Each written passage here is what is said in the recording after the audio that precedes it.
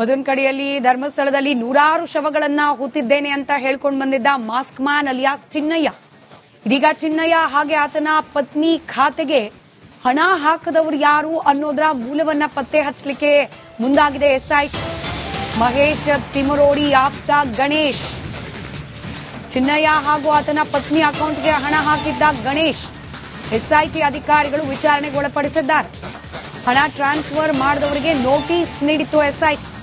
ಚಿನ್ನಯ್ಯನ bank ಖಾತೆಗೆ 3 ಲಕ್ಷಕ್ಕೂ ಹೆಚ್ಚು ಹಣವನ್ನ ಜಮೆ ಮಾಡಲಾಗಿತ್ತಂತೆ. ಗೂಗಲ್ ಪೇ, ಫೋನ್ ಪೇ ಮೂಲಕ ಹಣ ವರ್ಗಾವಣೆ ಮಾಡಲಾಗಿತ್ತು. ಖಾತೆಗೆ ಹಣ ಟ್ರಾನ್ಸ್ಫರ್ ಮಾಡಿದ ಉದ್ದೇಶದ ಬಗ್ಗೆ ಇದೀಗ ಪ್ರಶ್ನೆ ಮಾಡಲಾಗ್ತಾ ಇದೆ. ತಿಮರೋಡಿ ಅವರು ಬಿಟ್ಟಿರೋ ವಿಡಿಯೋಗಳು ಇದೀಗ ಅವನಾಗೆ ಹುಡ್ಕೊಂಡು ಬಂದಿದ್ದ, ಅವನಾಗೆ ಸತ್ಯ ಹೇಳ್ತೀನಿ ಅಂತ ಹೇಳಿದ್ದ, ಹೀಗಾಗಿ ನಾವು ಆತನಿಗೆ ರಕ್ಷಣೆ ಕೊಡ್ಲಿಕ್ಕೆ ಮುಂದಾದ್ವಿ. ಈ ಬುರುಡೆ ಗ್ಯಾಂಗ್ ಹೇಳ್ತಿರೋದಿದೆ ಅಲ್ವಾ, ಅವನಾಗೆ ಬಂದು ಸತ್ಯ ಹೇಳೋದಾಗಿದ್ರೆ ಈ 3 ಲಕ್ಷ ಕೊಟ್ಟಿದ್ಯಾಕೆ? ಸತ್ಯ ಹೇಳೋಕೆ ಬಂದಿದ್ದ ವ್ಯಕ್ತಿಗೆ ಮನೇಲಿ ಆಶ್ರಯ ಕೊಟ್ಟಿದ್ದು, 3 ಹೊತ್ತು ಊಟ ಕೊಟ್ಟಿದ್ದು ಓಕೆ, ಓಡಾಡ್ಲಿಕ್ಕೆ ಕಾರು ಜೊತೆಗೊಂದಷ್ಟು ಮಂದಿ ವಕೀಲರು ಕೊಟ್ಟಿದ್ದು ಓಕೆ, ಆದ್ರೆ ದುಡ್ಡು ಕೊಟ್ಟಿದ್ಯಾಕೆ? ಈ ಪ್ರಶ್ನೆಗೆ ಉತ್ತರವನ್ನ ಕಂಡುಕೊಳ್ಳೋ ಪ್ರಯತ್ನವನ್ನ ಎಸ್ಐಟಿ ಮಾಡ್ತಾ ಇದೆ.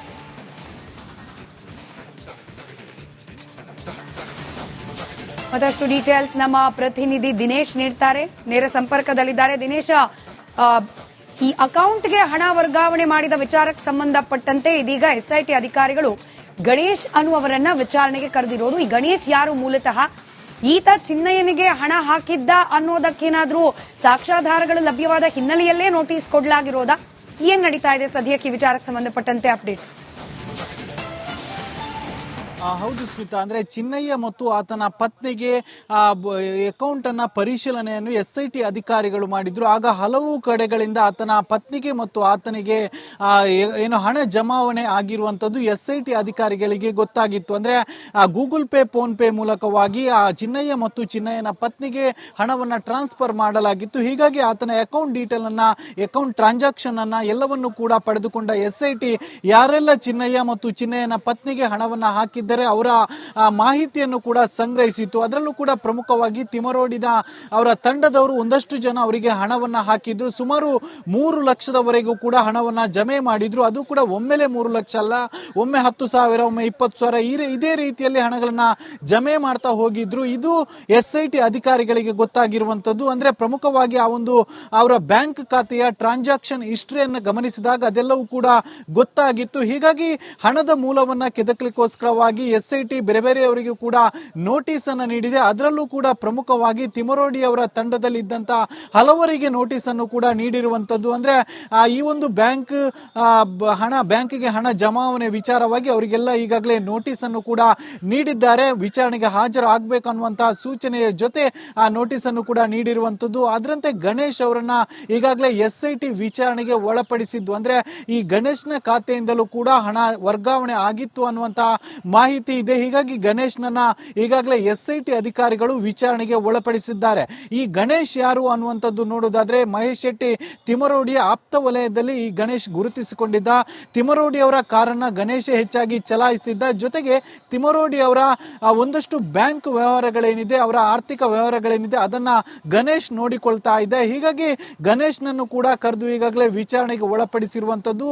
ಮಾಹಿತಿಯ ಪ್ರಕಾರ ಏನು ಗಣೇಶ್ನ ಬ್ಯಾಂಕ್ ಖಾತೆಯಿಂದಲೂ ಕೂಡ ಹಣ ವರ್ಗಾವಣೆ ಆಗಿತ್ತು ಅನ್ನುವಂತ ಮಾಹಿತಿ ಇದೆ. ಹೀಗೆ ಎಲ್ಲವನ್ನು ಕೂಡ ಅದರ ವಿಚಾರಣೆಗಾಗಿ ಗಣೇಶ್ನನ್ನ ಕರೆದಿರುವಂತದ್ದು. ಸದ್ಯ ಎಸ್ಐಟಿ ಕಚೇರಿಯಲ್ಲಿ ಗಣೇಶ್ ಇರುವಂತದ್ದು. ಗಣೇಶ್ನನ್ನ ಎಸ್ಐಟಿ ಅಧಿಕಾರಿಗಳು ಕೂಡ ವಿಚಾರಣೆಯನ್ನ ನಡೆಸ್ತಾ ಇದ್ದಾರೆ. ಸ್ಮಿತಾ, ಧನ್ಯವಾದ ದಿನೇಶ್ ಮಾಹಿತಿಗಾಗಿ.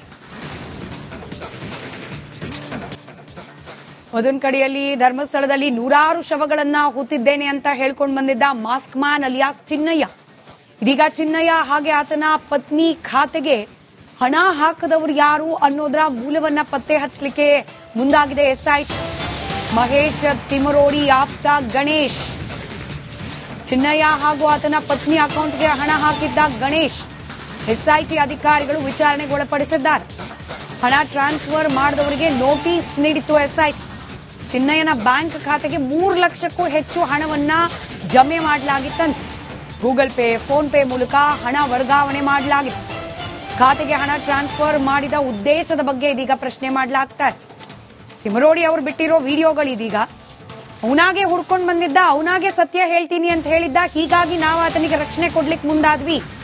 ಈ ಬುರುಡೆ ಗ್ಯಾಂಗ್ ಹೇಳ್ತಿರೋದಿದೆ ಅಲ್ವಾ, ಅವನಾಗೆ ಬಂದು ಸತ್ಯ ಹೇಳೋದಾಗಿದ್ರೆ ಈ 3 ಲಕ್ಷ ಕೊಟ್ಟಿದ್ಯಾಕೆ? ಸತ್ಯ ಹೇಳೋಕೆ ಬಂದಿದ್ದ ವ್ಯಕ್ತಿಗೆ ಮನೇಲಿ ಆಶ್ರಯ ಕೊಟ್ಟಿದ್ದು, 3 ಹೊತ್ತು ಊಟ ಕೊಟ್ಟಿದ್ದು ಓಕೆ, ಓಡಾಡ್ಲಿಕ್ಕೆ ಕಾರು ಜೊತೆಗೊಂದಷ್ಟು ಮಂದಿ ವಕೀಲರು ಕೊಟ್ಟಿದ್ದು ಓಕೆ, ಆದ್ರೆ ದುಡ್ಡು ಕೊಟ್ಟಿದ್ಯಾಕೆ? ಈ ಪ್ರಶ್ನೆಗೆ ಉತ್ತರವನ್ನ ಕಂಡುಕೊಳ್ಳೋ ಪ್ರಯತ್ನವನ್ನ SIT ಮಾಡ್ತಾ ಇದೆ.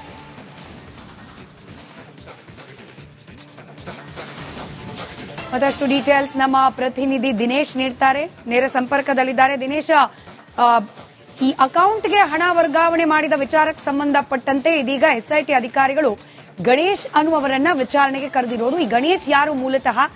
ಈತ ಚಿನ್ನಯ್ಯನಿಗೆ ಹಣ ಹಾಕಿದ್ದ ಅನ್ನೋದಕ್ಕೇನಾದ್ರೂ ಸಾಕ್ಷ್ಯಾಧಾರಗಳು ಲಭ್ಯವಾದ ಹಿನ್ನೆಲೆಯಲ್ಲೇ ನೋಟಿಸ್ ಕೊಡಲಾಗಿರೋದಾ? ಏನ್ ನಡೀತಾ ಇದೆ ಸದ್ಯಕ್ಕೆ ವಿಚಾರಕ್ಕೆ ಸಂಬಂಧಪಟ್ಟಂತೆ ಅಪ್ಡೇಟ್ಸ್?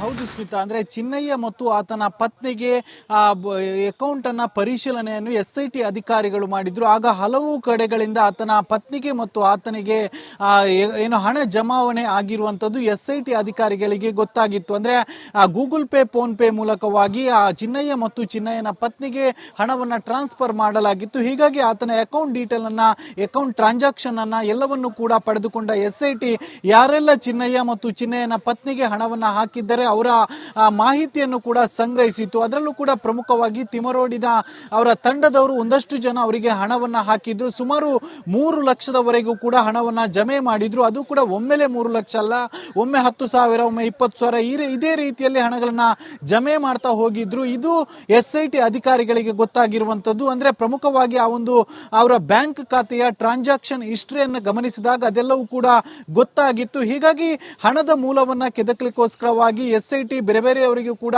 ನೋಟಿಸ್ ಅನ್ನು ನೀಡಿದೆ. ಅದರಲ್ಲೂ ಕೂಡ ಪ್ರಮುಖವಾಗಿ ತಿಮರೋಡಿ ಅವರ ತಂಡದಲ್ಲಿ ಇದ್ದಂತ ಹಲವರಿಗೆ ನೋಟಿಸ್ ಅನ್ನು ಕೂಡ ನೀಡಿರುವಂತದ್ದು. ಅಂದ್ರೆ ಈ ಒಂದು ಬ್ಯಾಂಕ್ಗೆ ಹಣ ಜಮಾವಣೆ ವಿಚಾರವಾಗಿ ಅವರಿಗೆಲ್ಲ ಈಗಾಗಲೇ ನೋಟಿಸ್ ಅನ್ನು ಕೂಡ ನೀಡಿದ್ದಾರೆ. ವಿಚಾರಣೆಗೆ ಹಾಜರು ಆಗ್ಬೇಕನ್ನುವಂತಹ ಸೂಚನೆಯ ಜೊತೆ ಆ ನೋಟಿಸ್ ಅನ್ನು ಕೂಡ ನೀಡಿರುವಂತದ್ದು. ಅದರಂತೆ ಗಣೇಶ್ ಅವರನ್ನ ಈಗಾಗಲೇ SIT ವಿಚಾರಣೆಗೆ ಒಳಪಡಿಸಿದ್ದು. ಅಂದ್ರೆ ಈ ಗಣೇಶ್ನ ಖಾತೆಯಿಂದಲೂ ಕೂಡ ಹಣ ವರ್ಗಾವಣೆ ಆಗಿತ್ತು ಅನ್ನುವಂತಹ ಮಾಹಿತಿ ಇದೆ. ಹೀಗಾಗಿ ಗಣೇಶ್ನನ್ನ ಈಗಾಗಲೇ SIT ಅಧಿಕಾರಿಗಳು ವಿಚಾರಣೆಗೆ ಒಳಪಡಿಸಿದ್ದಾರೆ.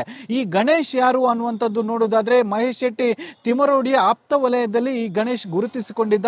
ತಿಮರೋಡಿ ಅವರ ಕಾರನ್ನ ಗಣೇಶ ಹೆಚ್ಚಾಗಿ ಚಲಾಯಿಸುತ್ತಿದ್ದ. ಜೊತೆಗೆ ತಿಮರೋಡಿ ಅವರ ಒಂದಷ್ಟು ಬ್ಯಾಂಕ್ ವ್ಯವಹಾರಗಳೇನಿದೆ, ಅವರ ಆರ್ಥಿಕ ವ್ಯವಹಾರಗಳೇನಿದೆ ಅದನ್ನ ಗಣೇಶ್ ನೋಡಿಕೊಳ್ತಾ ಇದೆ. ಹೀಗಾಗಿ ಗಣೇಶ್ನನ್ನು ಕೂಡ ಕರೆದು ಈಗಾಗಲೇ ವಿಚಾರಣೆಗೆ ಒಳಪಡಿಸಿರುವಂತದ್ದು.